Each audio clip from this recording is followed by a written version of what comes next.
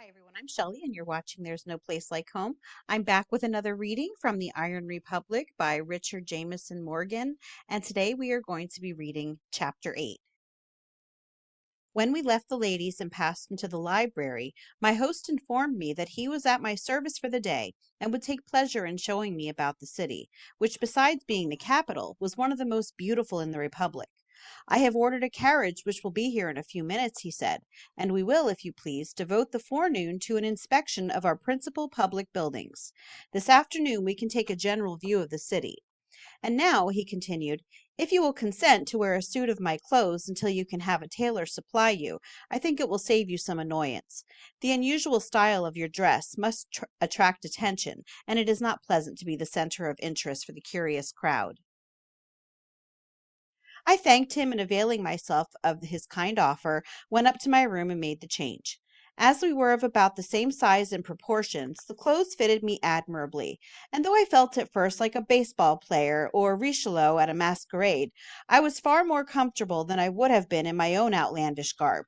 Taking our places in a kind of motor carriage or landau that had arrived, we were whirled rapidly through many beautiful streets and squares to the capital. This magnificent building, of which I have a number of photographs on board of my vessel, is modeled after the Roman Pantheon, but much larger.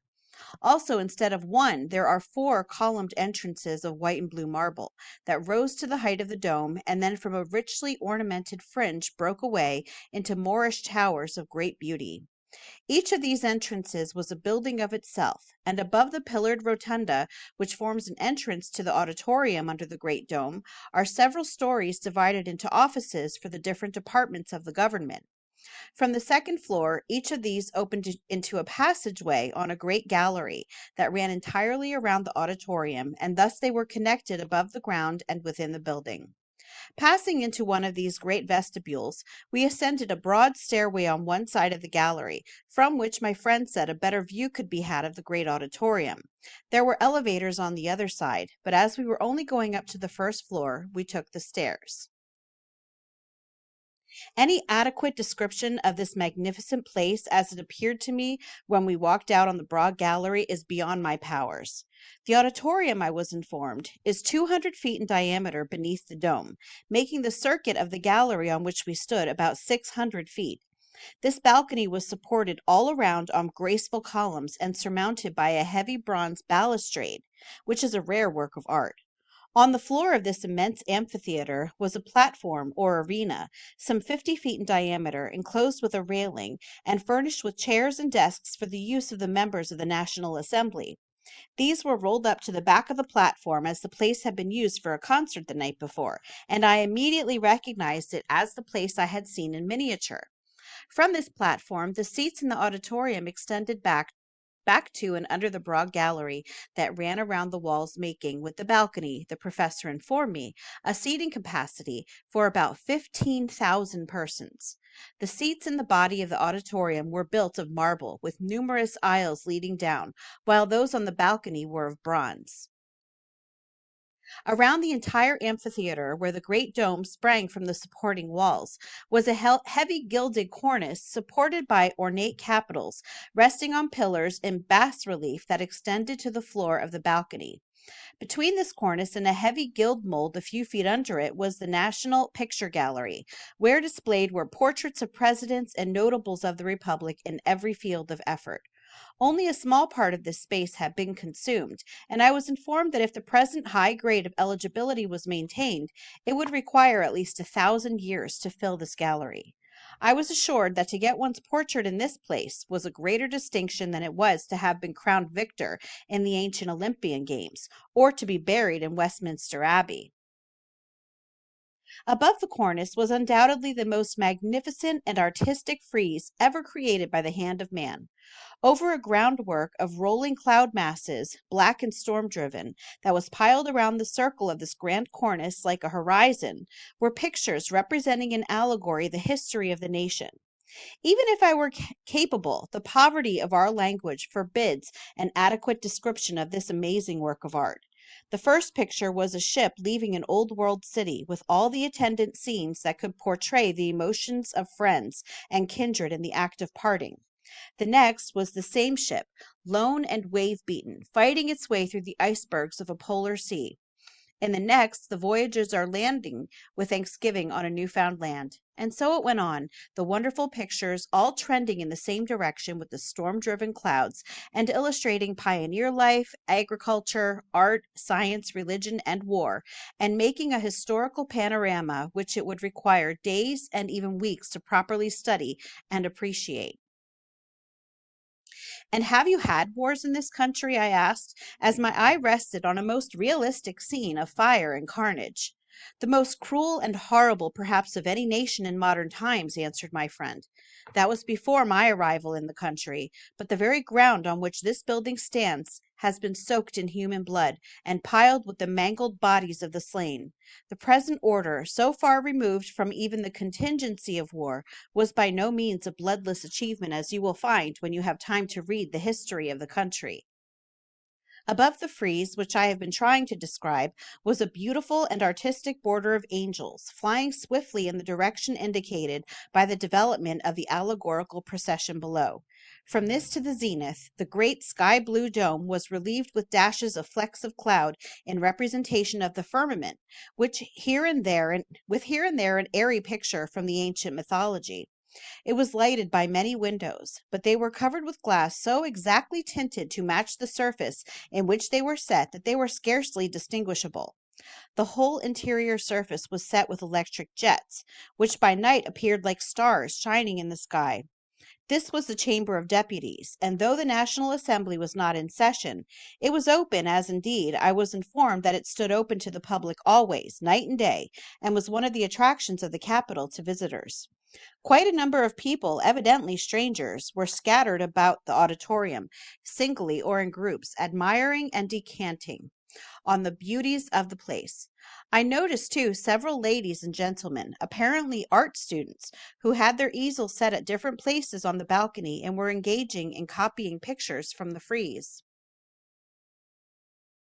Standing within the railing of the platform, a janitor was demonstrating by some experiments the remarkable acoustic qualities of the place.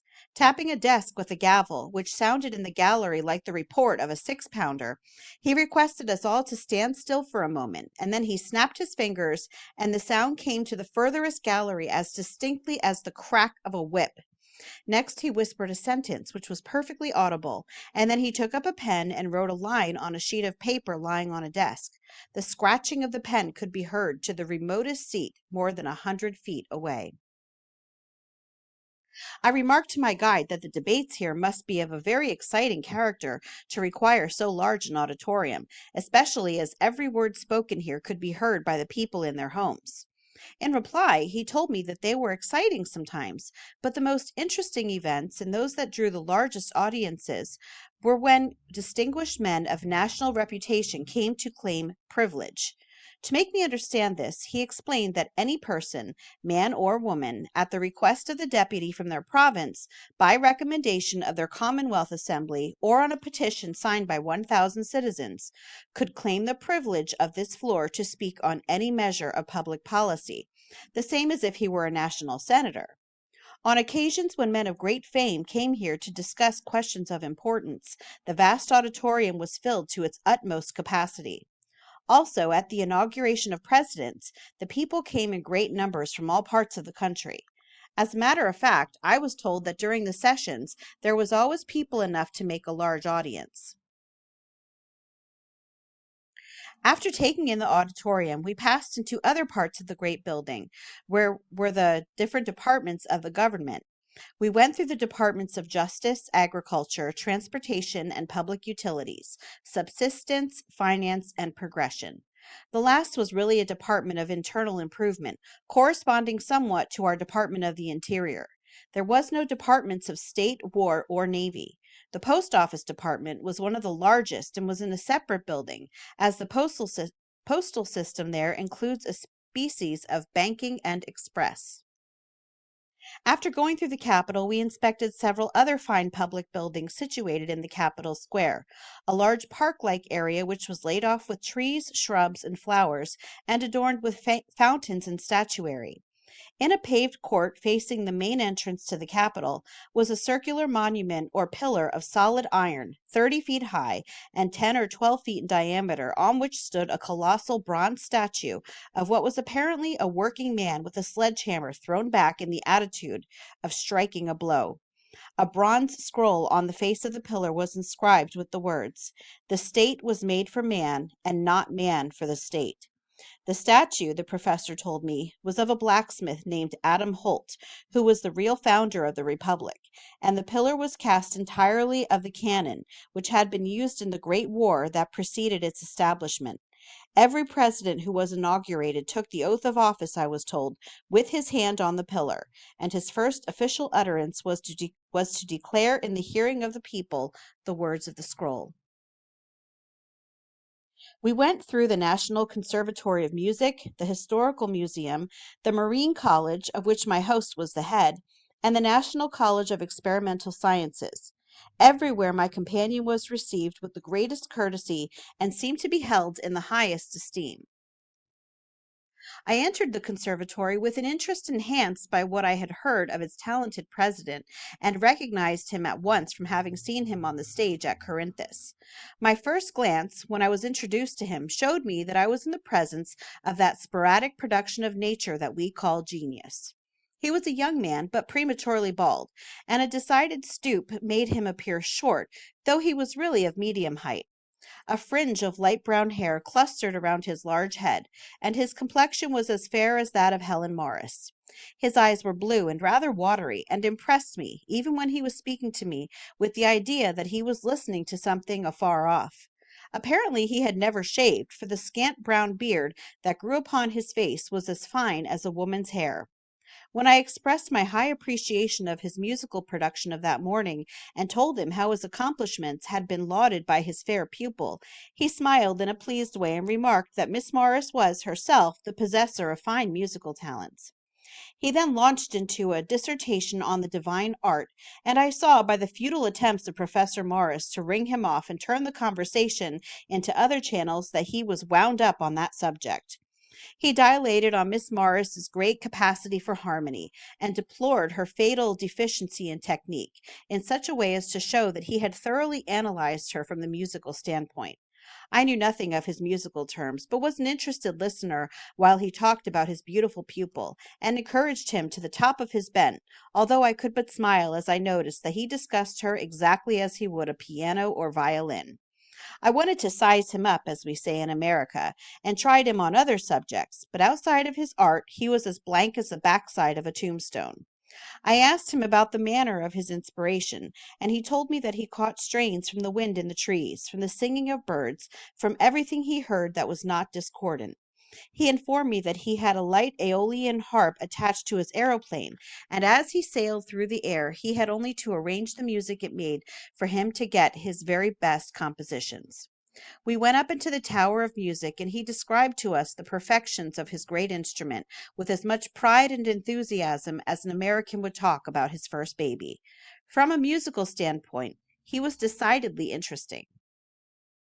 After walking over the beautiful grounds, we returned to the Marine Building, where in the private office of my host we remained until the hour for lunch. "There is so much to tell you," he replied to a question of mine in regard to the government, "that I hardly know how to begin. Take the elective franchise now. We have no voting for officers here as you do in the United States.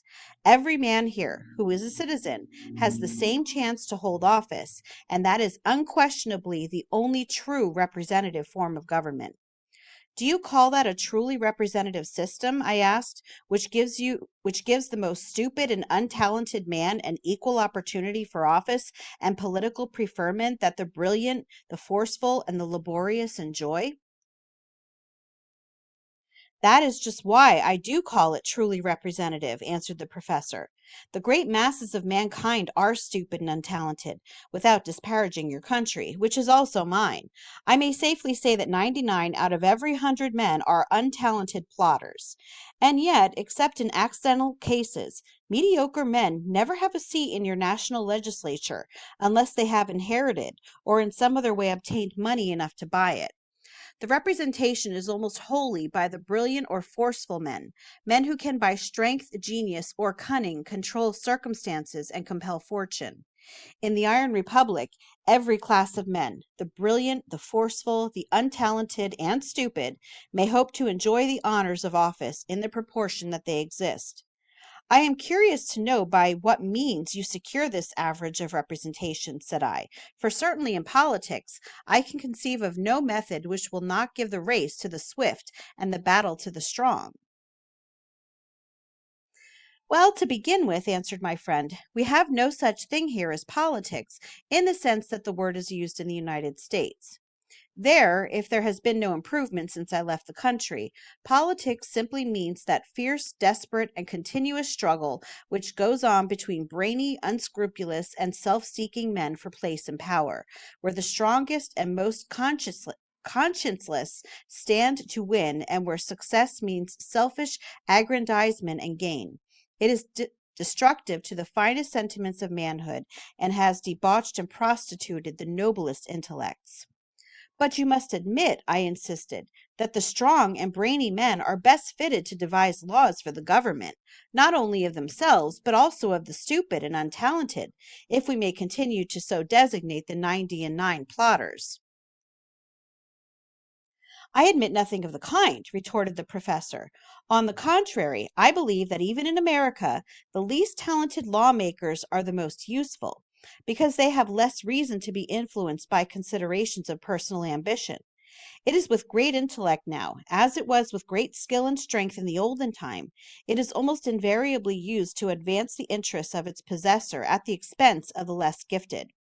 I will agree that the more capable a man is, integrity and other sterling qualities being equal, the better fitted he is to devise laws for his fellows, provided his own selfish interests are in no way involved, and that is just the condition here.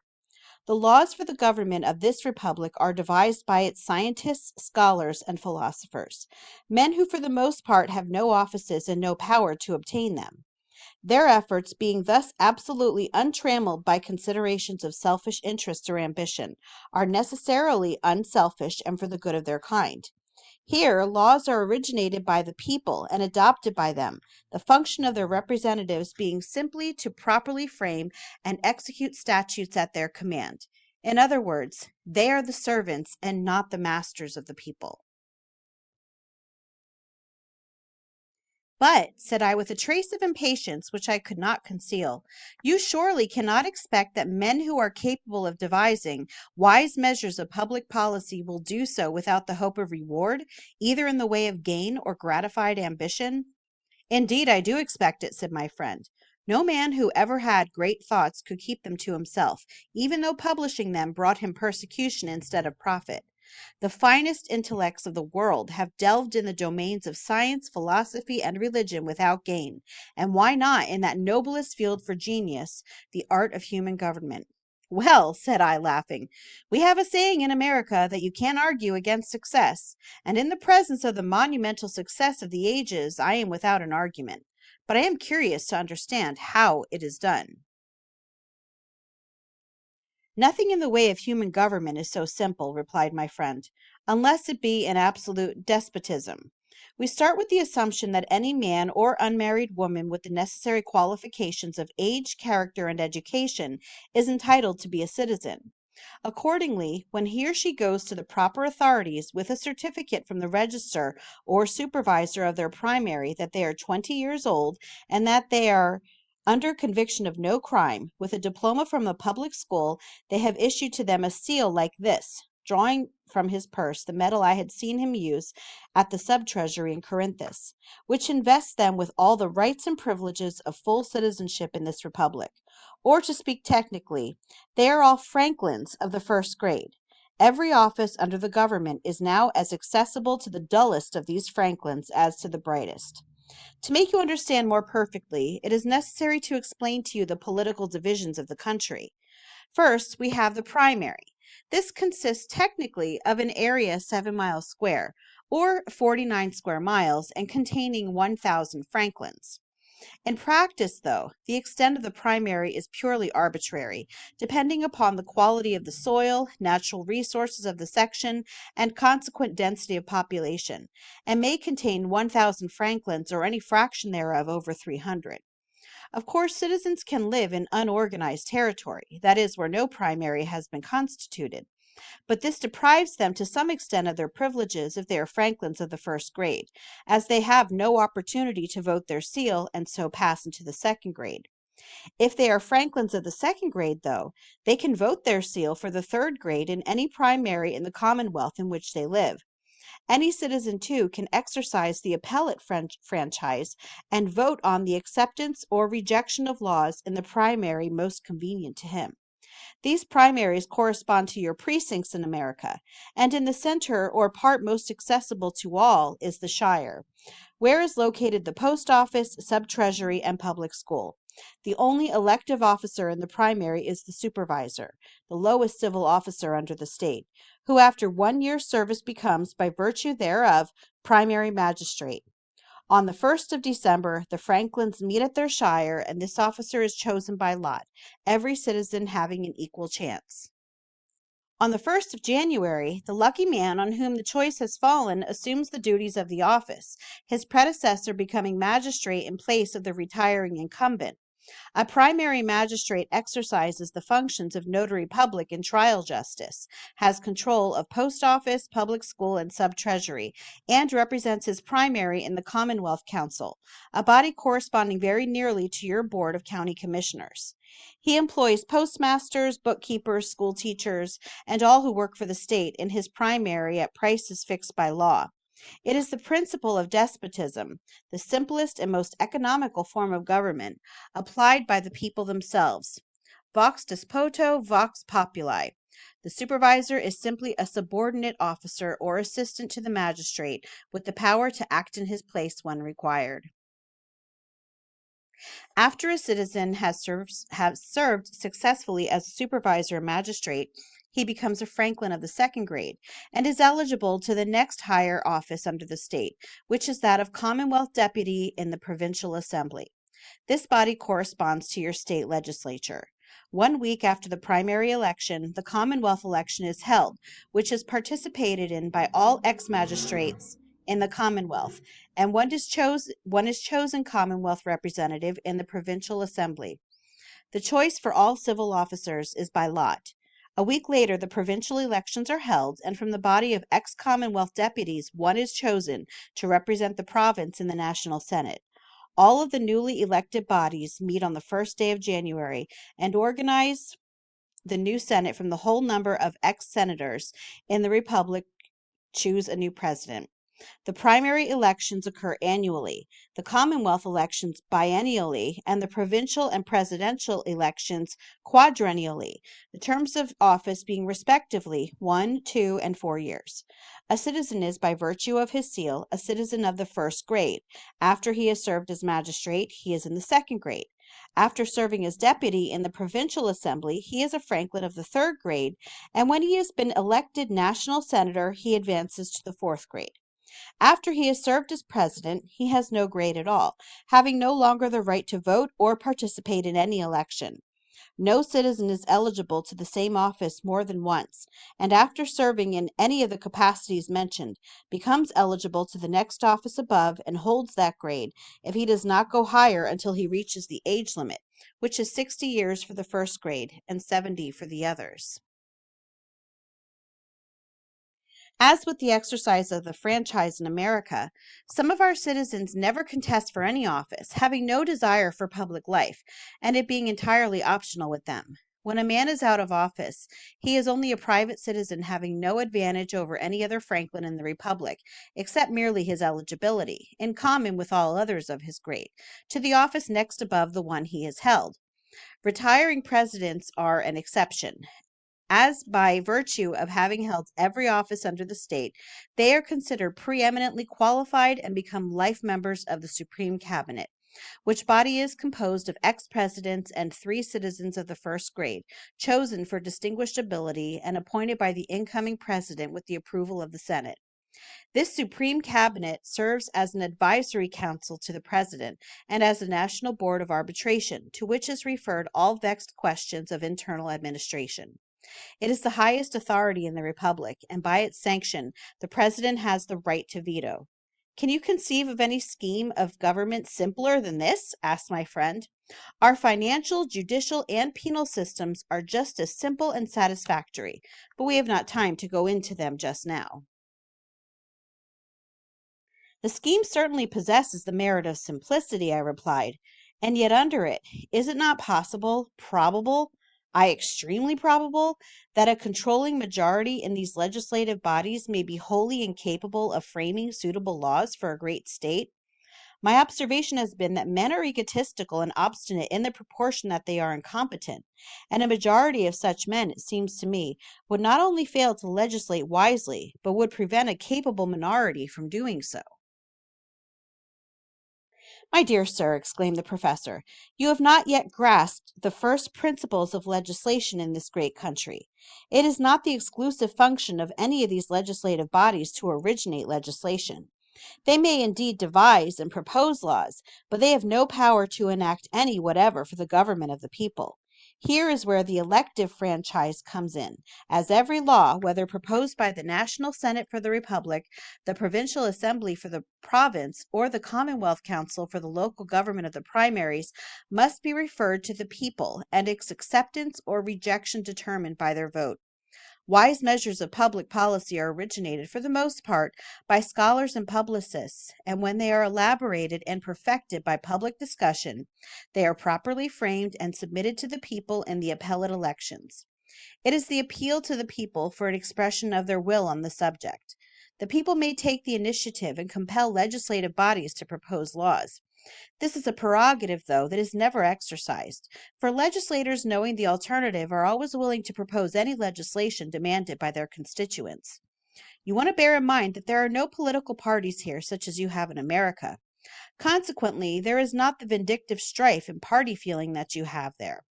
There are no questions of personal ambition or party expediency to be considered, and no motive to swerve any legislator from the most absolutely unselfish efforts for the public weal. There must certainly be differences of opinion on matters of public policy, I suggested. There are differences of opinion, of course, on nearly all measures that are proposed, and they are discussed by the press and the people and then settled by vote of the sovereign citizens. But as there is no necessary connection between the success of these measures and that of any individual in the nation, the discussions are always moderate and intelligent. Unmarried women of legal age and widows with the necessary qualifications are franklins of the first grade and share with men the appellate franchise. Pray, what compensation do these different legislative officers receive? I asked. Primary supervisors and magistrates receive $1 and $2 a day, respectively, the year round because they are constantly employed, answered the professor. Provincial deputies receive $3 a day for the time they are in session. National senators receive $4, and presidents get $5 for their full time, as do members of the Supreme Cabinet, for they are constantly employed. There is no mileage, as the railroads are owned by the state and it costs them nothing to travel. $5 a day for the president of a great nation? The statement fairly took my breath. That is very munificent pay, said my friend, but as they give up all other businesses as well as their homes, and have to reside at the capital, it is not considered too much, though their labor is intrinsically worth no more than that of the man who lays brick or shovels dirt. This is indeed a remarkable government, I exclaimed. My fellow countrymen, said the professor, rising, I have the kindest memories of your country, for it is the land of my birth. But you have a very imperfect system of government. It is by no means representative, and admits of more corruption than could exist under an intelligent despotism. It has been so with all previous attempts at popular government. It is an elastic system, and heretofore, with boundless territory and immense unused resources, it has been inadequate. Congestion in the state, as in the human body, is fatal, and you will ultimately reach a period of congestion. The great billows in mid-ocean roll grandly on without danger and without noise, save a deep soothing murmur. It is only when they reach their outmost bounds and dash themselves on the rock-bound coast to be thrown back in broken, foaming masses that the angry roar of the breakers is heard, sending terror to the heart of the mariner. As long as you have unoccupied territory for your increasing tides of population to flow out upon, your people will have homes, and as long as the majority of them have homes and property, you are safe. For it is the illusion of all partially civilized people that the object and end of government is to protect property. But under your system, the time will come when comparatively few people will own most of the property and control the means of subsistence. Then they will logically combine for mutual protection and aggression, and learning the terrible power of combination will inevitably throttle the spirit of liberty and crush the lifeblood out of your people. On the other hand, a few men in whom the love for wealth and power has extinguished the love of liberty and their fellow men, owning all the wealth and by the power of that wealth controlling production, transportation, legislation, everything. On the other hand, millions of people only a few generations removed from the noblest and most heroic ancestors, reduced to the conditions of serfs.